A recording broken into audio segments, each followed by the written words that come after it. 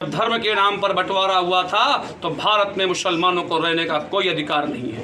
ये वक्फ की संपत्ति क्या होती है? ये भारत किसी के बाप की बपौती नहीं है। भारत देश हमारा सनातनियों का है। आर्यावर्ती जम्बू द्वीप भारतवर्ष हमारे पास क्या है?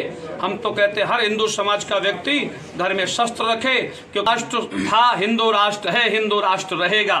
केवल घोषणा बाकी है। हम डरते नहीं अणुबम्बों से, ना विध्वंसक जलपोतों से, हम डरते हैं ताशकंद शिमला जैसे समझौतों से।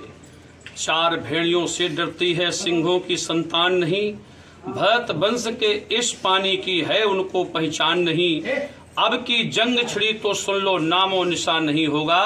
कश्मीर तो होगा प्यारे, पाकिस्तान नहीं होगा। यूपी के फतेहपुर जनपद के अमौली विकास खंड के अंतर्गत गोढ़ंदा गांव में जन्मे संत शिरोमणि जूना अखाड़ा के महामंडलेश्वर आत्मानंद गिरी जी महाराज का महामंडलेश्वर पद पर पट्टाभिषेक के बाद उनकी जन्मभूमि क्षेत्र में प्रथम आगमन पर आम जनमानस द्वारा जगह जगह भव्य स्वागत किया गया।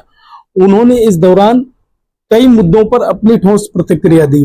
वह हिंदू राष्ट्र से लेकर कई मामलों पर वह जमकर बोले। इस दौरान बहराइच मामले और अल्पसंख्यकों को लेकर उन्होंने आपत्तिजनक टिप्पणी भी की। देखिए पूरा वीडियो। जन्मभूमि से स्वर्गादप गरियसी, जननी और जन्मभूमि स्वर्ग से भी श्रेष्ठ होती है। और महामंडलेश्वर पद में पट्टाभिषेक के बाद मेरा यह है, भगवान गूढ़ेश्वर का, भगवान श्री चौमुखनाथ जी का प्रथम दर्शन था।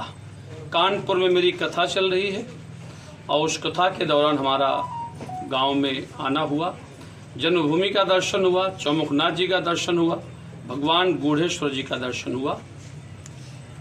भोज महाराज जी, आपको एक कॉल आया था, पाकिस्तान से जान से मारने की धमकी दी गई थी, उस विषय में आप क्या कहना चाहते हैं? हम डरते नहीं अणुबम्बों से, ना विध्वंसक जलपोतों से, हम डरते हैं ताशकंद शिमला जैसे समझौतों से। चार भेड़ियों से डरती है, सिंहों की संतान नहीं। भरत वंश के इस पानी की है उनको पहचान नहीं। अब की जंग छिड़ी तो सुन लो, नामो निशान नहीं होगा। कश्मीर तो होगा प्यारे, पाकिस्तान नहीं होगा। एक नहीं 100 बार हमें धमकी दें, मरते दम तक हम लब जिहाद का विरोध करेंगे, वक्फ बोर्ड का विरोध करेंगे, इस्लामी गतिविधियों का विरोध करेंगे। भारत से जब तक मदरसा समाप्त नहीं होते, वक्फ बोर्ड समाप्त नहीं होता, तब तक भारत का 1 अरब हिंदू चैन से नहीं बैठ पाएगा। क्योंकि वक्फ बोर्ड की संपत्तियों से लब जिहाद जैसे षड्यंत्र रचे जाते हैं। वक्फ बोर्ड की संपत्तियों से आतंकवादी बनाए जाते हैं। वक्फ बोर्ड की संपत्ति से अनैतिक गतिविधियां देश में चल रही हैं। पूरे देश में मेरा मिशन चल रहा है। वक्फ बोर्ड के खिलाफ भारत सरकार का तो सुझाव था संशोधन करने का, पर हमारी और हमारे 1 करोड़ 1 अरब भारतीयों की मांग है, हमारे अखाड़ों की मांग है, वक्फ बोर्ड को समाप्त करना होगा। हमारा देश का बंटवारा धर्म के नाम पर हुआ था। इन जिहादियों को अभी अभी बहराइच की घटना से आप सब लोग अवगत हैं। जिस निर्दयता से गोपाल मिश्रा की हत्या की गई, ये एक दर्दनीक घटना नहीं बल्कि जघन्य अपराध है। मैं तो कहता हूँ भारत सरकार, उत्तर प्रदेश सरकार, हर राज्य की सरकारें संज्ञान में लें। ऐसे लब जिहादियों को, ऐसे दुर्दांतों को देश निकाला होना चाहिए। जब धर्म के नाम पर बंटवारा हुआ था तो भारत में मुसलमानों को रहने का कोई अधिकार नहीं है। प्रशासन द्वारा क्या कार्रवाई की गई है आपके द्वारा? मेरे साथ पूरा प्रशासन खड़ा है, शासन खड़ा है। मध्य प्रदेश सरकार बराबर इसको संज्ञान में लेकर विधिवत जांच चल रही है। और नंबर पाकिस्तान का है, पर पाकिस्तान के लोग नहीं होंगे, वो भारत के जिहादी लोग हैं जिनके लिए हम हमेशा विरोध करते हैं। और मेरा विरोध जायज है। जब तक मैं जीवित रहूंगा तब तक मैं विरोध करूंगा, क्योंकि मैं वक्फ बोर्ड की संपत्तियों को बहुत गहराइयों से जानता हूं। अभी 4 दिन पहले एक बहुत घृणित हरकत की मुसलमानों ने। भारत की नई संसद भवन को भी उन्होंने कह दिया कि वक्फ बोर्ड की संपत्ति है। ये वक्फ बोर्ड की संपत्ति क्या होती है? ये भारत किसी के बाप की बपौती नहीं है। भारत देश हमारा सनातनियों का है।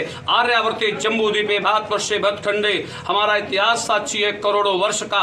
ये आर्यों की संस्कृति है, आर्यों का देश है, इन मुगलों का देश नहीं है। इस समय देश में इनकी कोई आवश्यकता नहीं है। अगर ये हमारे यहाँ सहिष्णुता से, सम्मान से जीना चाहते हैं तो हमारे साथ कंधे से कंधा मिलाएं, भारत माता की जय बोलें, गौ माता की पूजा करें, मंदिरों की घंटियां बजाएं, राम जन्मभूमि का दर्शन करें और काशी और मथुरा से अपना दावा छोड़ दें। अगर ऐसा नहीं करते हैं तब इस देश में एक विशाल जन समूह एकत्रित होगा और हम उस कानून का परिवर्तन नहीं चाहते, हम उस कानून को समाप्त करना चाहते हैं जिसे वक्फ बोर्ड कहा जाता है। बहराइच में जो घटना हुई थी इसके बारे में सैकड़ों लोग वहाँ पे हिंदू के मौजूद थे, इसके बावजूद भी मिश्रा जी को मार दिया गया, इसके बारे में क्या कहना है? हम हिंदू कहीं ना कहीं दया का स्वरूप देखते हैं, पर वो आतताइयों ने जिस तरह गोपाल मिश्रा की हत्या की है, पहले उसके नाखून खींचे गए, बिजली का करंट लगाया गया, उसको जो है तड़पा कर मारा गया है। ये निर्दयी समाज है, ये संसार में कभी किसी का सगा नहीं होता है, ये केवल स्वार्थ में अंधे होते हैं। अतः पूरे प्रदेश को हर समय तैयार रहना चाहिए और मैं तो कहता हूँ हर हिंदू के घर में शस्त्र होना चाहिए, तलवारें होना चाहिए, उनकी तैयारियां पूरी हैं और हम तैयार नहीं हैं। आज हमारे घर में कुत्ता आता है, हम पड़ोसी से लाठी मांग रहे हैं और उनके घरों में क्या हरकत हुई। गोपाल जब वहाँ गए तो तैयारी न होती तो गोली कैसे चल जाती, इसका मतलब हथियार घरों में हैं और हमारे पास क्या है। हम तो कहते हैं हर हिंदू समाज का व्यक्ति घर में शस्त्र रखे, क्योंकि हमने देवी का उपासना किया है, हमने राम की उपासना की है। देवी के हाथ में शस्त्र हैं, शास्त्र हैं, राम के हाथ में शस्त्र हैं, शास्त्र हैं, हमें शस्त्र भी रखना और शास्त्र भी रखना है। प्रशासन का ये कहना है कि 100 लोग मौजूद थे वहाँ पे, केवल 2 लोगों को एनकाउंटर करके 2 को ही हिरासत में लिया गया है, बाकी लोगों को हिरासत में क्यों नहीं लिया गया? नहीं, 5 लोगों को हिरासत में लिया गया है। अभी ये जानकारी अब तक नहीं पहुंची है। 5 लोगों को हिरासत में लिया गया, 2 एनकाउंटर पे घायल हुए हैं, 3 लोग पकड़े गए हैं। अब उनके द्वारा हमें उन अपराधियों की जानकारी मिलेगी, इसीलिए एनकाउंटर में उनको मारा नहीं गया ताकि उनसे पूरे राज उगलाए जाएं और उनसे पूछा जाए कि तुम्हारे पीछे तुम्हारे कौन से आका थे जिन्होंने तुमको प्रेरित किया कि जाकर गोपाल मिश्रा की हत्या कर दो। महाराज जी, हिंदू राष्ट्र के बारे में क्या कहना चाहते हैं? हिंदू राष्ट्र था, हिंदू राष्ट्र है, हिंदू राष्ट्र रहेगा, केवल घोषणा बाकी है। हम तो कहते हैं 1 अरब हिंदू जिस दिन आप सब लोगों से कहते हैं अपने घर से निकलो, मस्तक पर तिलक होना चाहिए, कंधे पर भगवा गमछा होना चाहिए, जिस दिन भारत का 1 अरब हिंदू तिलक लगाने की प्रवृत्ति बना लेगा, उसी दिन दिल्ली के राज सिंहासन से हिंदू राष्ट्र की घोषणा हो जाएगी। महाराज जी, शासन से द्वारा क्या सुरक्षा व्यवस्था, विशेष सुरक्षा व्यवस्था दी गई? हाँ, विशेष सुरक्षा व्यवस्था हमको दी गई है। कानपुर में विशेष रूप से उन्होंने प्रशासनिक व्यवस्था की है।